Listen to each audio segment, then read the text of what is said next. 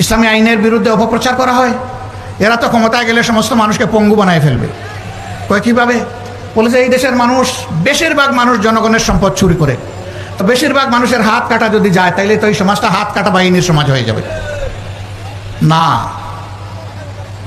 হাত কাটা যাবে। এই আইন জারির পরে এই ধরনের অপরাধ যারা করবে তাদেরকে বলে দেওয়া হবে এখন থেকে এই অপরাধের সাথে যাদেরকে পাওয়া যাবে তাদের ক্ষমা নেই। 2 নম্বর, দেখা হবে যে লোকটি চুরি করেছে সে কি পেটের জ্বালায় যন্ত্রণায় আগুন নিবানোর জন্য চুরি করেছে। যদি এমন হয়, রাষ্ট্রের দায়িত্ব হবে আগে তার আগুন নেবানো, হাত কাটানো, আগে তার বৈধ আয় উপার্জনের ব্যবস্থা করে দেওয়া। যদি সেরকম কিছু সক্ষমতা তার না থাকে তাহলে রাষ্ট্রকেই পরিবারের দায়িত্ব বহন করতে হবে। এরপরে লোভের বশবর্তী হয়ে কেউ যদি চুরি করে তাহলে 2-1টা হাত কাটা যাবে প্রকাশ্যে, গোপনে নয়, যাতে সারা দেশবাসী এটা থেকে শিক্ষা নেয়। এখন কে সমাজে এই হাত কাটা বাহিনীর সদস্য হতে চাইবে?